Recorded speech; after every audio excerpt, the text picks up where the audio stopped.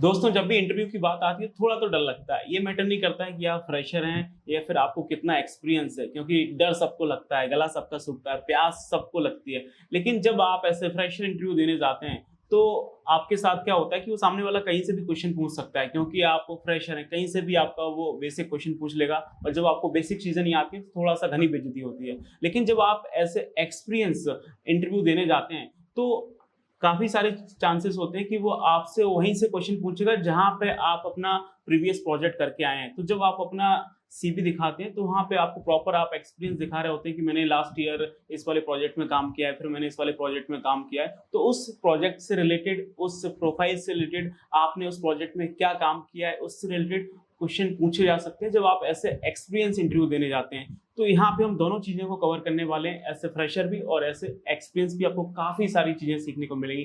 तो चलिए देखते हैं अपना पहला इंटरव्यू क्वेश्चन।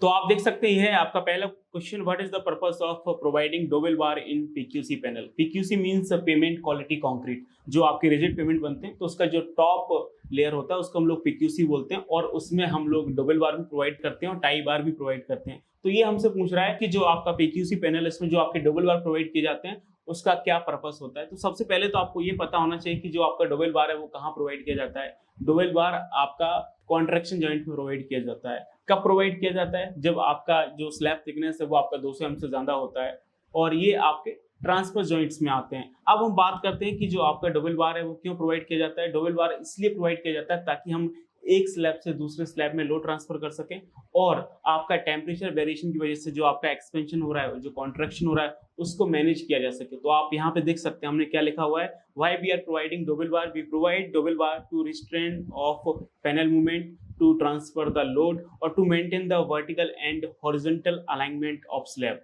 वैसे तो डबल बार अपने आप में बहुत बड़ा टॉपिक है, तो मैंने प्लान किया हुआ है कि हम लोग एक डबल बार पे डेडिकेटेड वीडियो बनाएंगे कि एज पर मॉर्थ डबल बार के क्या टेक्निकल स्पेसिफिकेशंस होते हैं, क्या डायमीटर होना चाहिए, कितनी लेंथ होनी चाहिए, क्या उसकी स्पेसिंग होनी चाहिए, और मॉर्थ के क्या स्पेसिफिकेशंस हो सकते हैं। डबल बार आपका कॉन्ट्रैक्शन जॉइंट में प्रोवाइड किया जाता है। तो जब आपका जॉइंट बनता है तो उसकी इनिशियल कटिंग कैसे होती है, फाइनल कटिंग कैसे होती है, फिलिंग कैसे होती है, सीलिंग कैसे होती है, इन सब पे मैं आपके लिए एक डेडिकेटेड वीडियो बनाऊंगा। तो आप कमेंट करके बताएंगे, तो आप आने वाले समय में डबल बार पे एक डेडिकेटेड वीडियो देख सकते हैं। आगे चलते हैं। नेक्स्ट क्वेश्चन है हमारा, what is the purpose of providing tie bar? तो जैसे हमारा डबल बार प्रोवाइड किया जाता है पीक्यूसी में, सेम उसी तरह से आपका टाई बार भी प्रोवाइड किया जाता है। अब जो आपका टाई बार प्रोवाइड किया जाता है वो किस जॉइंट में प्रोवाइड किया जाता है, आपको पता है? तो आप मुझसे कमेंट करके बताइए। चलिए मैं आपको बताता हूँ कि जो आपका टाई बार है वो आपका लॉन्गिट्यूडनल जॉइंट में प्रोवाइड किया जाता है, जो कि आपका अलोंग द लेंथ आता है। अब टाई बार प्रोवाइड करने का क्या मकसद होता है? टाई बार प्रोवाइड करने का केवल एक ही मकसद है कि वो आपकी जो दो स्लैब है उसको वो आपस में होल्ड करके रख सके, और जो आपका अनइवन सेटलमेंट हो जाता है वो आपका ना हो।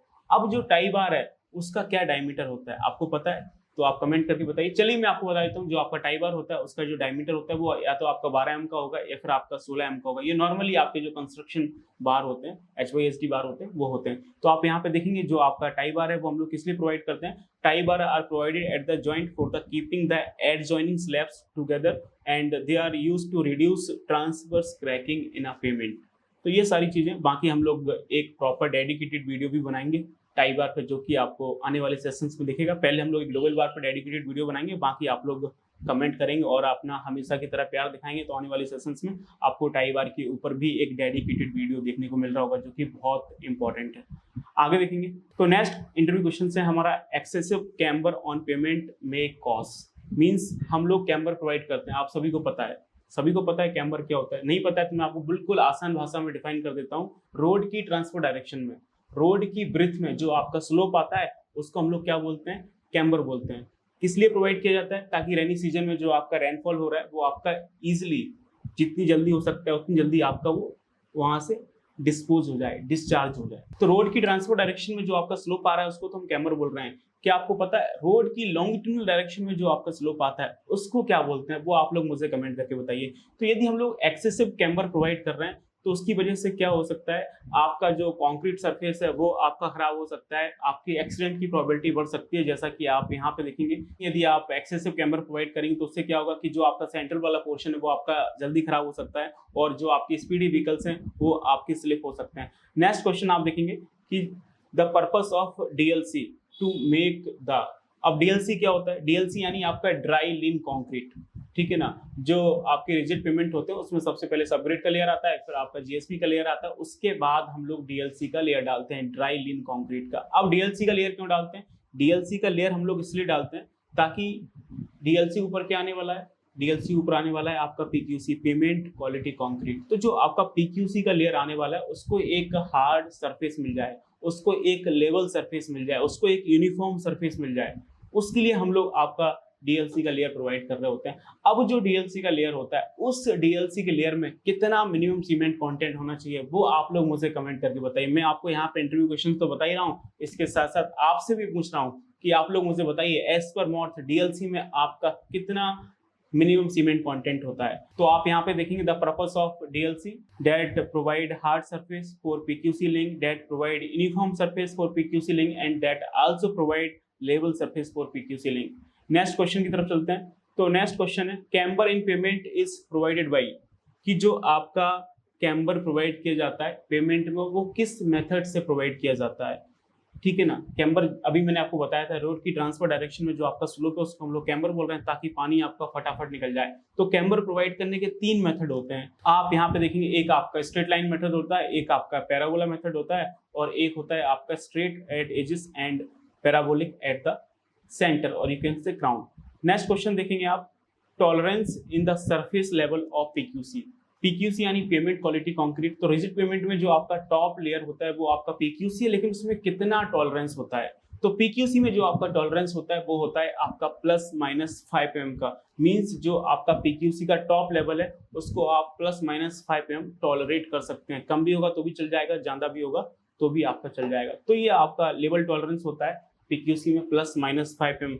आपको हर एक लेयर का लेवल टॉलरेंस पता होना चाहिए। ये इंटरव्यू में पूछा जाता है, बहुत ही सिली क्वेश्चन है, ये नहीं आएगा तो बहुत दिक्कत होगी। चाहे आप ऐसे फ्रेशर इंटरव्यू देने जाएं, चाहे आप ऐसे एक्सपीरियंस इंटरव्यू देने आए, जितनी भी आपकी लेयर्स होती है, चाहे वो फ्लेक्सिबल पेमेंट की लेयर हो, चाहे वो आपकी रिजिड पेमेंट की लेयर हो, आपको हर एक लेयर का लेवल टॉलरेंस पता होना चाहिए कि हम उसको कितना टॉलरेट कर सकते हैं। आगे देखेंगे नेक्स्ट क्वेश्चन हमारा क्या है, वाई विच अपरेटस लिक्विड लिमिट डिटरमाइन। किस अपरेटस के थ्रू हम लोग लिक्विड लिमिट टेस्ट करते हैं? तो वो हमारा होता है कैसे ग्रेनाइट अपरेटस, जो कि आपने कॉलेज टाइम में यूज़ किया होगा, नहीं किया है तो आपने फील्ड में देखा होगा कि अगर हमें कोई भी सॉइल है उसकी अगर हमें लिक्विड लिमिट निकालनी है तो हम लोग कैसे ग्रेनाइट अपरेटस यूज़ करते हैं, जो कटोरी टाइप का होता है जिसमें हम लोग स्पेचुला से ग्रूव मारते हैं, फिर देखते हैं वो पास में मिल रहा है कि नहीं मिल रहा है। तो ऐसे हाईवे इंजीनियर, अगर आपको हाईवे में बहुत बढ़िया काम करना है, तो मैं ये नहीं कह रहा हूँ कि आपको सारे टेस्ट के बारे में पता होना चाहिए, तो एटलीस्ट आपको इतनी इन्फॉर्मेशन होनी चाहिए कि जो आपकी लेयर्स हैं उन लेयर्स में आपके कौन कौन से टेस्ट हो रहे हैं, उनके क्या पैरामीटर्स होते हैं, कौन सा ऑपरेटर्स यूज होता है, या फिर जो आपके मटेरियल्स हैं उनमें कौन कौन से टेस्ट होते हैं, कौन सा ऑपरेटर्स, कौन सी मशीनरी यूज होती है, उसके क्या स्टैंडर्ड पैरामीटर होते हैं, वो सब आपको इन्फॉर्मेशन होनी चाहिए। ठीक है, हम डिटेल में नहीं जा रहे हैं क्योंकि टेस्टिंग का जो काम है, जो टेस्टिंग का डिपार्टमेंट है वो प्रॉपर आपकी QA/QC वालों का होता है, जो QA/QC का जॉब करते हैं वो प्रॉपर देख रहे होते हैं। लेकिन आपको ऐसे हाईवे इंजीनियर, ऐसे इंजीनियर, आपको बेसिक नॉलेज होनी चाहिए कि कितने तरह के टेस्ट होते हैं, उसमें कौन सा मशीन यूज होता है, उसका क्या स्टैंडर्ड पैरामीटर, वो सब आपको पता होना चाहिए। बहुत कम आता है, नहीं तो इंटरव्यू में पूछ लेता है फिर बहुत दिक्कत होती है। आगे देखेंगे नेक्स्ट। तो नेक्स्ट क्वेश्चन है आपका फॉर हैवी कॉम्पैक्शन टेस्ट और you can say modified Proctor test weight of rammer. तो जब हम लोग आपका मॉडिफाई प्रॉक्टर टेस्ट करते हैं तो उसमें जो आपका हम लोग कॉम्पैक्शन करते हैं तो उसमें जो आपका रैमर होता है उसका वेट कितना होता है, वो है आपका 4.89 kg। आगे देखेंगे नेक्स्ट क्वेश्चन है हमारा for light compaction test height of the free fall of rammer.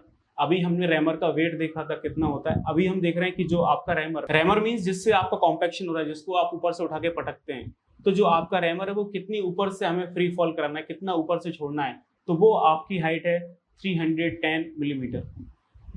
आगे देखेंगे नेक्स्ट क्वेश्चन है आपका in heavy compaction test with 150 millimetre mould diameter number of blows required. यदि हम लोग हैवी कॉम्पैक्शन टेस्ट कर रहे हैं और उसका जो मोल्ड है आपका 150 mm डाया का है, तो उसमें हम लोग कितने ब्लो मारेंगे रैमर के थ्रू, तो वो आपका 55 ब्लोस होते हैं। आगे देखेंगे नेक्स्ट क्वेश्चन है plasticity index is define as numerical difference between the liquid limit and plastic limit. तो जब भी हम लोग प्लास्टिसिटी इंडेक्स को डिफाइन करते हैं तो वो हमेशा आपका न्यूमेरिकल डिफरेंस होता है लिक्विड लिमिट और आपकी प्लास्टिक लिमिट का। नेक्स्ट क्वेश्चन है आपका, in aggregate impact value test, जिसको आप AIV टेस्ट बोलते हैं, वेट ऑफ हैमर इज। पहले तो आप ये बताइए कि जो आपका AIV टेस्ट है वो क्यों किया जाता है। हम लोग इसलिए करते हैं ताकि हमें पता चल सके कि जो आपका एग्रीगेट है वो कितना हार्ड है, वो कितना लोड बियर कर सकता है। क्योंकि पूरे, चाहे वो PQC हो, चाहे वो आपका DLC हो, चाहे वो आपकी कोई सी भी लेयर है, अगर उसमें हम लोग एग्रीगेट प्रोवाइड कर रहे हैं तो उसका मेन फंक्शन यही है कि वो पूरा का पूरा लोड बियर कर रहा है, ठीक है ना। तो उसका एग्रीगेट इम्पैक्ट वैल्यू कितना है, जैसे जैसे आप नीचे से ऊपर वाली लेयर्स में जा रहे होते हैं, आपका जो एग्रीगेट इम्पैक्ट वैल्यू है वो आपका बढ़ रहा होता है। तो उसमें जो आपका हम लोग हैमर यूज कर रहे हैं तो उसका वेट कितना होता है, वो होता है आपका 13.5 से लेकर 14.5 kg। आगे चलेंगे, नेक्स्ट क्वेश्चन देखेंगे, for AIV test height of free fall of hammer, कि जो आपका AIV टेस्ट हो रहा है उसमें जो आपका हैमर है तो उसकी हाइट कितनी होनी चाहिए जहां से हम लोग फ्री फॉल करते हैं, वो आपका होता है 380 मिलीमीटर। तो ये बेसिक चीजें हैं जिसका आपको आइडिया होना चाहिए। आगे देखेंगे, specific gravity of between is find out by pycnometer, कि जो आपका बिटवीन होता है, अभी मैंने आपको थोड़ी देर पहले बताया कि जितने भी आपके मटेरियल्स होते हैं उन मटेरियल्स में कौन कौन सा टेस्ट होता है, कौन सी मशीनरी करते हैं, क्या स्टैंडर्ड पैरामीटर, वो आपको पता होना चाहिए।